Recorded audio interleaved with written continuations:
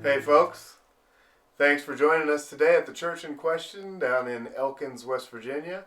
I'm sitting here with my good friend Josh Wanstreet, and we've just finished up the final mastering session of his newest release. It's called Lone Journeys, and it's coming out on cassette. How's it going, Josh? Good, Ben. Yeah, good to have you, man. Good to be doing some work today. Yeah, we really, stuck it out and made it happen. Yeah, we put some time into this thing. Oh yeah, for sure. So tell me a little bit about what you've been working on. These are recordings that go back to 2015, the earliest ones, around the summer of 2015, and up to around summer of 2017. And I had some other stuff I recorded after 2017 that was more acoustic. And I thought about combining all of it for one single release, but it was going to turn into a really long album, and I just wasn't sure that I wanted to put out a 90-minute album. Yeah. So I decided I would just release the stuff separately. So what I'm putting out first is the electric guitar stuff. That was, like I said, goes back 5 years. Right. So they were recorded on a looper.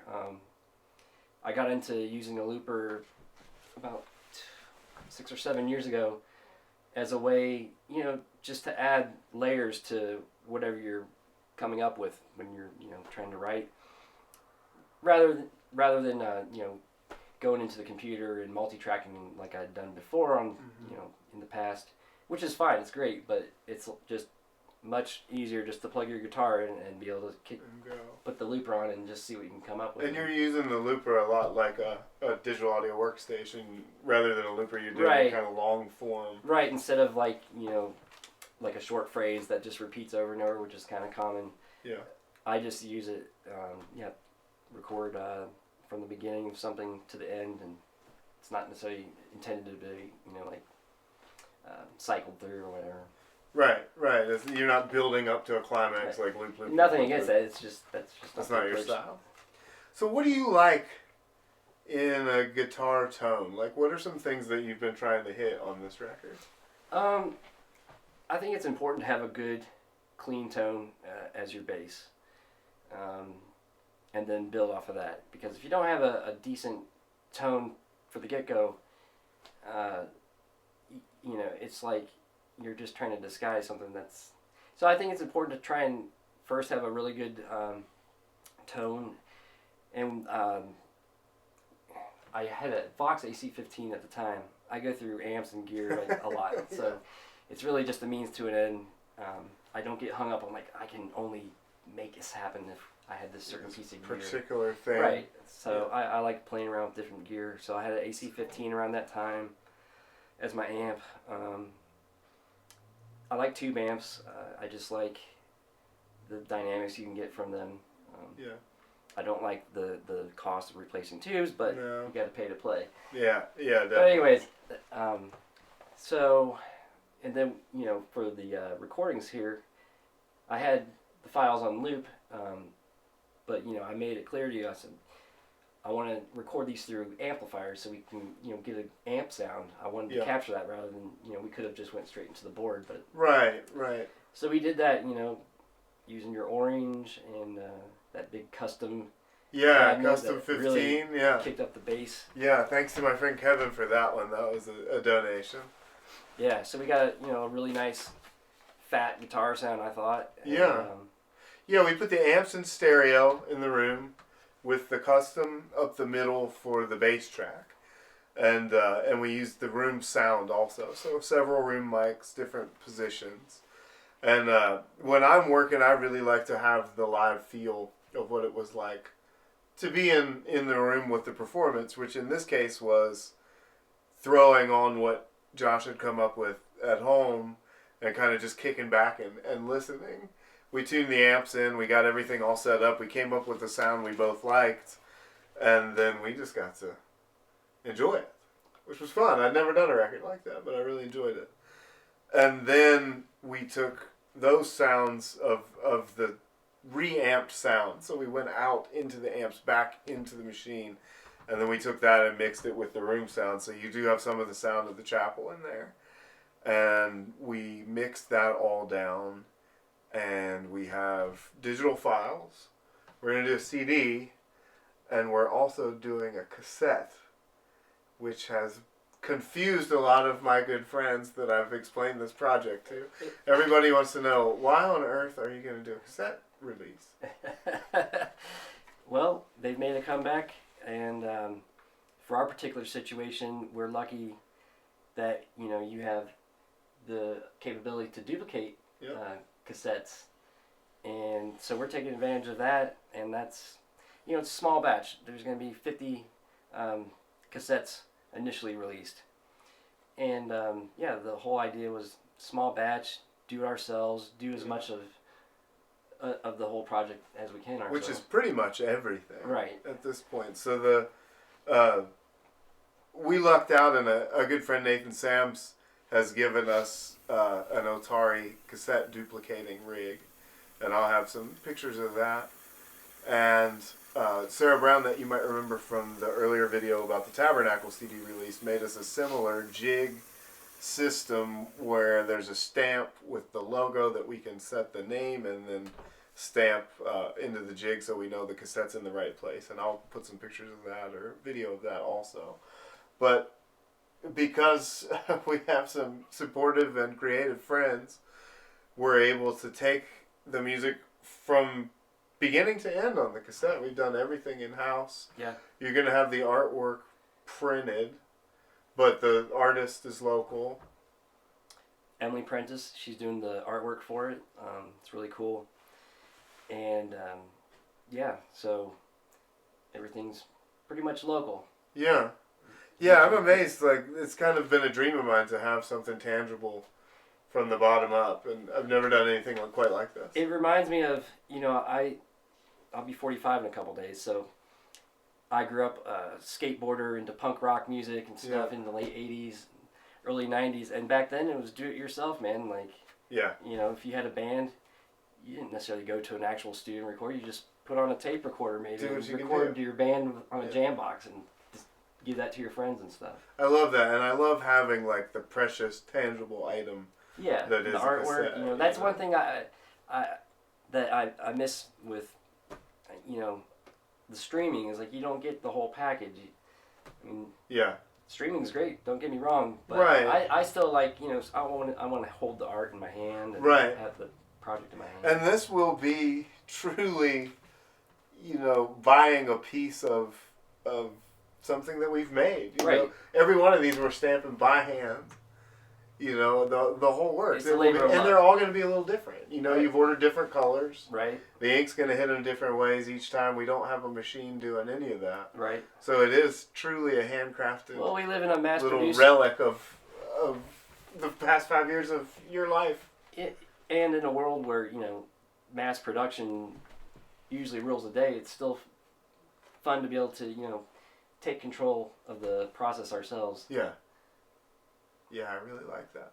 And it seems very well realized, this piece of work. It seems like you spent a lot of time creating space.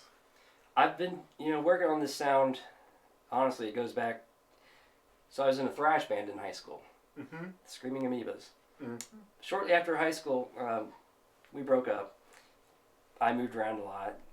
But I started playing more guitar, but I started really trying to get deeper. I started taking music lessons so I could understand scales and building chords and things like that.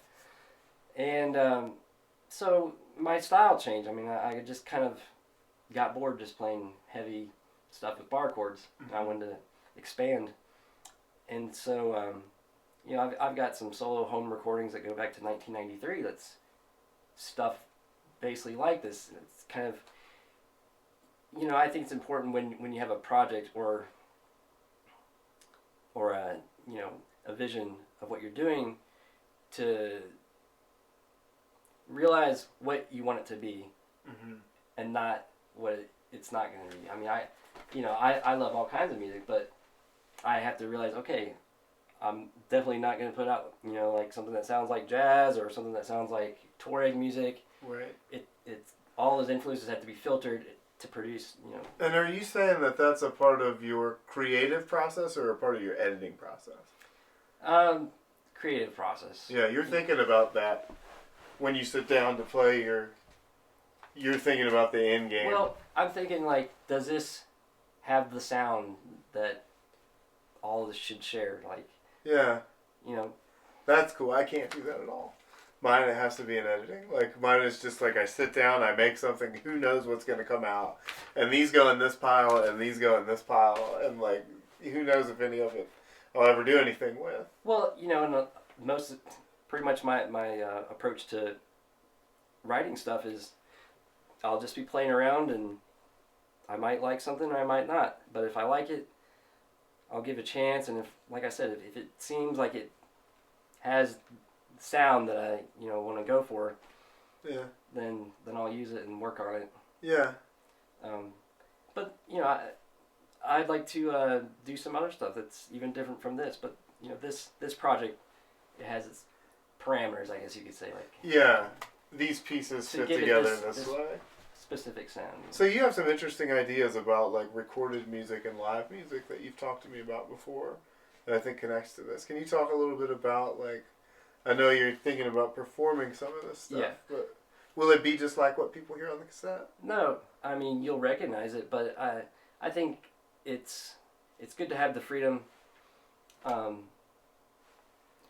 get to have room to work with something in the live setting that is unique. Mm-hmm. It's always an experiment, right? I think that keeps it kind of fresh, and from musicians' perspective, that keeps it from getting stale and boring, instead of just trying to reproduce note for note. Yeah, I find that when I record something, my live performance of it, especially if it's like something on traditional instruments, like banjo especially, where I do a lot of improv and I'm creative a lot in the moment, but then if we record that, then the next batch of performances, I'm trying to play something that I remember from what we recorded, and I ruin it. Like, I can't play right for a couple weeks until I get it totally out of my mind what I played before, so I'm able to play what I'm going to play now. You remember Elmer Rich? Oh yeah. He was a major influence on my old time playing, and I got to luckily know him and play with him for 10 years. And at one point we played weekly at the West Virginia Brewing Company every Thursday for about a year. And then they renovated. But anyway, so I spent a lot of time with Elmer, and Elmer was a master fiddler. Yeah. He never played anything exactly the same way. Right. He always played in the moment, and that's something that I especially got from someone like him, is like, music is, it has more feeling comes through if you try and play in the moment instead of trying to always make it sound exactly the same. Yeah, I think that's life. I think that's with most things. It's just there's something about finding a way into the moment that when it happens is really magical. It reflects your feelings more, because you're not feeling the same way necessarily every time you're playing. And so you're in the process of kind of envisioning what performing this is going to look like. That's the next step, is figuring out a way. I've never wanted to solely rely on the looper for live performance. Like, I played with my friend Travis Jewell. It's one of the few times that I've kind of played some of this solo stuff out, and we played at Darden Mill with Darren Hackford and John Miller, and this was 2015, late 2015. And but I wanted someone to play with me, so we combined like the looper, but my friend also played keyboards live. Yeah. So the idea is always to even different instrumentation doesn't necessarily have to be all same the time. riffs ever, or but a lot of freedom. Yeah. Talk to me a little bit about performing experimental music in the state of West Virginia. Well, I don't know. No, I mean, obviously in Elkins there's not really a experimental music scene. West Virginia is known for old time and bluegrass and maybe jam band scene some, but hopefully in the right spaces, right places, people are receptive to it. When we played at Darden Mill, it was a good show. I just recently played at Darden Mill for Arts Bank, and it was mostly an old time set, but at the end, Kevin Chester read some poetry, and I just played just like improvisational guitar, just plugged straight into my amp with a little reverb, and just played whatever. Yeah. I mean, we kind of had a rough idea, but Yeah. and people were real receptive to that. And I think it's important the setting that you perform this type of music, and that's the thing is like listening room environments are where I envision. That's where I think people would get the most out of it. Yeah. Listen to it.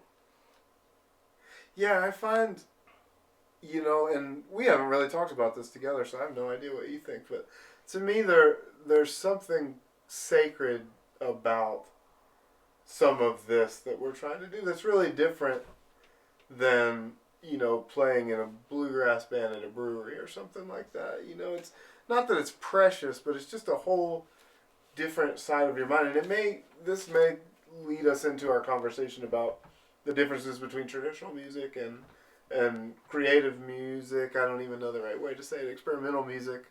But I think that it requires you to take a step back, and it requires you to participate, but in a very different way than like, woohoo, it's banjo fiddle, And I think that there's starting to be more and more people that are interested in engaging with that and seeing where it goes. And I'm lucky to get to spend time with people that are trying to understand what this is.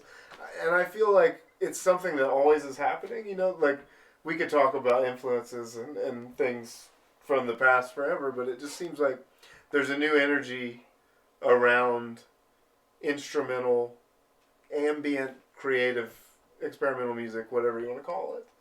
But I'm hopeful that we're able to find the right people and spaces to do more of this. And that was kind of always my dream with the Questionable Records thing, and especially now with this cassette series, is finding people. Most of the people that I work with are traditional musicians of some sort, or come from, just because that's kind of where I've spent a lot of my time hanging out, but that are pushing the envelope in one way or the other. And, some are on more traditional instruments doing something different with them, or like you're doing a totally different thing. Like I'm working a lot with an mine, MPC. Sally Ann Morgan. She plays great traditional music, but she also does some really cool that's right. original stuff. That's right. Yeah. Hopefully we can find some more of those people to hang out with. There's a pitch for today. I'd like to do some shows here and keep the cassettes going, and we're gonna have to play together. And we're gonna have to find some more people to interact with.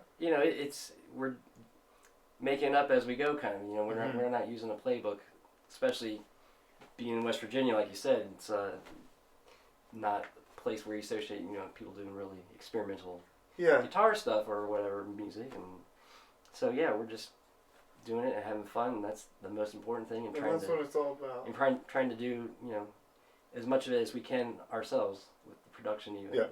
Yeah. You've mentioned several people that are bridging the gap or that have some traditional background that are doing different things. How do you feel? How do you line that up in your life? How do you make the difference, or how do you change hats? I just love music, regardless of where it's from, for one. But I can separate and compartmentalize them because I have an idea of how I want old time music to sound, and I don't want to try and introduce like psychedelic aspects into. I'm not trying to reinvent the wheel when I play old time music. Right. I think there's like a respect there too, or a reverie that's different. Yeah, I definitely respect. I don't want to make it. I think it's important. My approach to old time music is, sound is similar to how the older generation played it, but still have your own sound to it. But knowing what you should or shouldn't add to it in a way. Yeah. It's a lifelong, pursuit, and I love that. It's fun, but it's totally different than coming up with. You had a good way to kind of make a metaphor that it was through writing.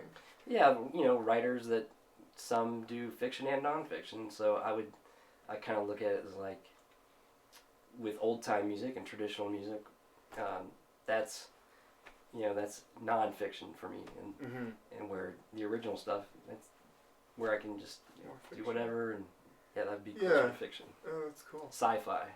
That's funny. Yeah, sci-fi, not old time.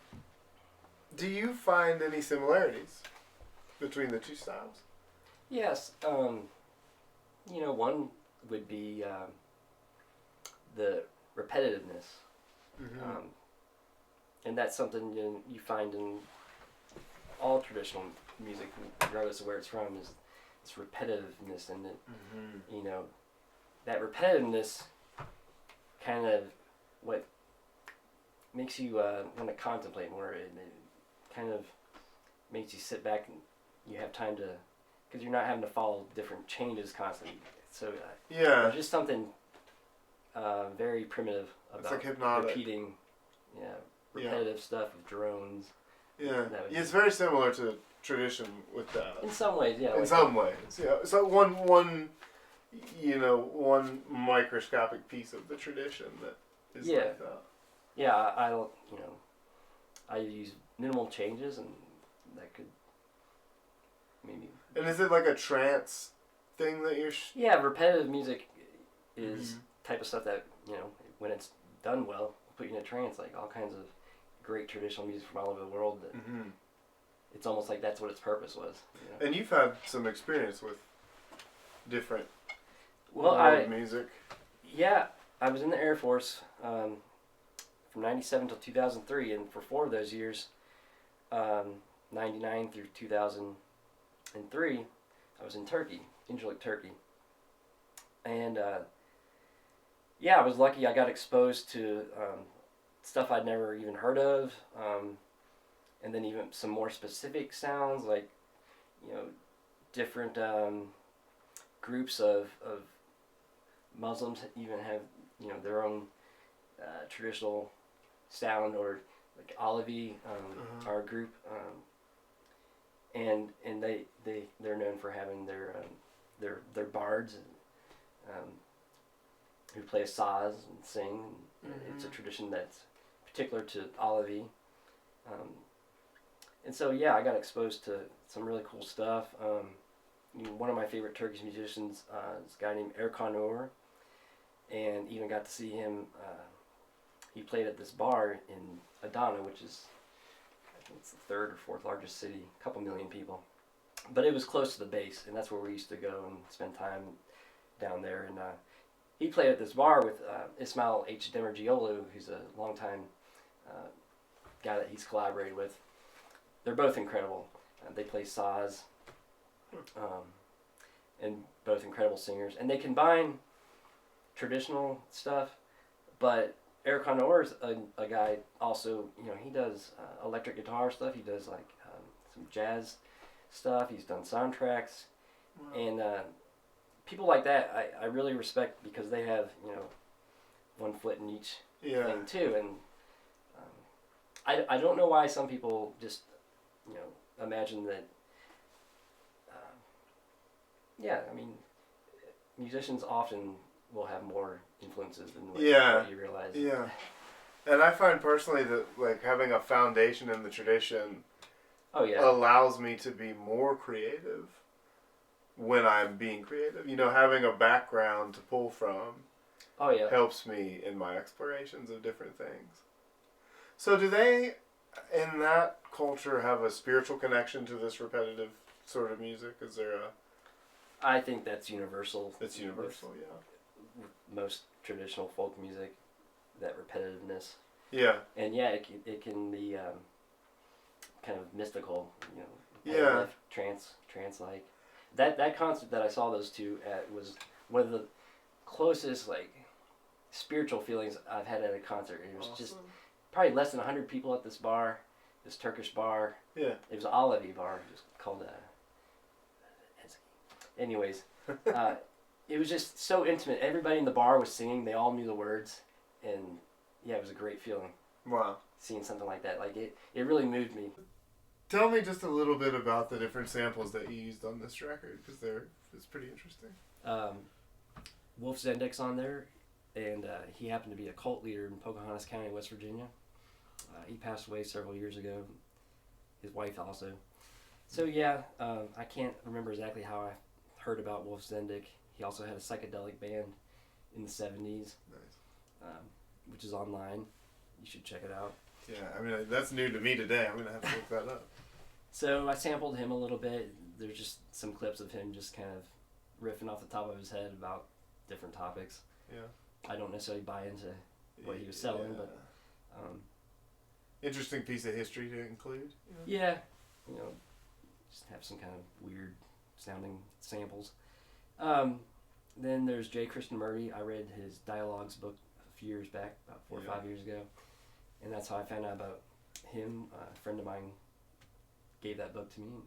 It was a good time when they gave it to me. I was going through a lot. And that was one book. There's some pretty awesome stuff in his. That's my brother turned me on to that, and we've used some samples of him too in our tabernacle stuff. But, so he's on there a little bit. Gives you a little balance. Yeah. To different, very different views, world views. Oh yeah, for sure. So just very quickly before we wrap up, give us a little rundown of some influences, musical or otherwise, that led you on this path. I love watching movies. I wouldn't call myself a film expert, but I'm inspired by like good films, especially documentaries. Like I tend to gravitate to the pretty heavy stuff. Yeah. That I usually have to wind down with watching some kind of comedy before I go to bed afterwards. And you've mentioned like this music does have kind of a cinematic feel to it. Yeah, I think so. Kind of like soundscape. Yeah. It's definitely listening music. Yeah. It's not dance music. Nothing against dance music, but But this ain't it. I didn't set out to record a Right. dance album. Right. What else? All kinds of music, not just guitar music. I love, like I mentioned earlier, Turkish saz music. I love even Orthodox chanting, Tuareg guitar music.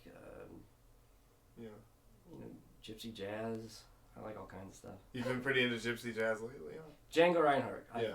I fell in love with Django Reinhardt, his playing when I was 20 years old. It's been about 25 years now. A friend turned me on to Django, and I heard that, and I was like, what is this? This is just mind-blowing. And then to know that the guy could only play with 2 fingers because of the accent he had been. It's pretty amazing. I have a weak spot for Django. I can't play it whatsoever. Yeah.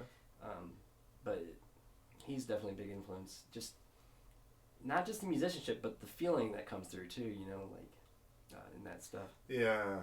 Yeah, because it's like his technicality is often what people talk about, but there's definitely an emotional aspect of all that stuff.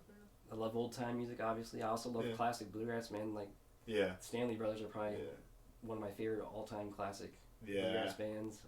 Yeah, I wouldn't be here. It's funny to say, but like, I wouldn't be here doing this with you if I hadn't heard about Stanley.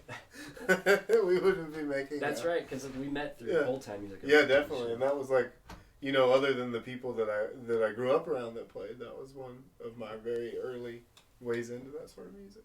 Yeah, it's great to have a solid base in traditional music. Yeah. And it was obvious for me when I decided I wanted to play old time music because it's from the area where my family's from, where I'm from. Yeah. If I lived in some other part of the country, I probably would have learned whatever traditional it would be a different style. Yeah. And that's great that different parts of this country, which is a lot bigger than I think we sometimes remember, and just all the diversity that's out there. Even in this state, there are very diverse styles. Right, even like fiddle and banjo styles could vary county to county. Big time. Even accents, nobody in northern West Virginia sounds exactly like somebody from Boone County. We on that bike trip that we took a bike trip to California, and it was during an election year, and because we were on bicycles riding, we were so slow going through places that you could see in the general or I don't know what the right word is, but in the local elections, there were signs out for all the different positions, and you could see the last names kind of fading in and out. This last name would be really popular, and 200 miles later, it was a totally different bunch of last names that were popular. So, like, there's still real diversity in this country I don't know if I want to say still, but it seems like people forget how diverse all our backgrounds are, and it seems like, if you're just cruising through life on the freeway and watching TV, mainstream or whatever, you get in your lane and you have this idea that like America is a certain way, where 200 miles away, our backgrounds are totally different. And our stories are totally different. Americans come from all over the planet. Yeah, I love digging into some of those stories and just putting that out, and I think this is a part of that, like Appalachian experimental music. Cool. Right. Everybody has something to offer from wherever they're from, Yeah. And we're fortunate, to have traditional music from this area, and West Virginia traditional music doesn't sound exactly like any other region, and I love other regions' styles too. But yeah, I think it's important too, because there's a respect for the traditional music. Like, let's keep it unadulterated. Keep it alive. Right, and it's great. Like, I guess my generation is considered kind of an in-between generation when it comes to younger people who got into old time, because you had the boomers, right, and then I'm gonna be 45 in a couple days, and then there weren't a whole lot of people when I was first getting into old time that I knew my age, and then it seemed like people 20 years younger than me now especially are really taken up. It's getting popular again. So last question, what would you say to the next generation of musicians? Just try and play genuine, and there's something, going back to old time, there's something to gain from older people, regardless of what style of music they play, or if they play music at all, or just getting to know them. I mean, I love hanging out with older people, just the wisdom you can get from them. And so, and then keep it genuine. I mean, people can sense if you're being genuine or not. It comes through in the music, I think. Yeah. Well, I'm excited for people to hear this piece of your musical work. It's been a labor of love. It's very genuine. Thank you, man. And it's been a pleasure to work on. And I'm excited to get it out in the world. Thank you. I am too. Right on. Well, thanks everybody for tuning in and listening to us chat music and everything else. Keep an eye out for Lone Journeys. It will be Questionable Records cassette number 1. And it will be out very soon. And hopefully we'll have Josh here to perform some music off of that album and other music. Hopefully here at the church. We're shooting for the name of the church in question. What do we feel about that? You like it? You hate it? You got a better name? Let me know. Hope to see everybody soon. Thanks for tuning in. And please check out the record.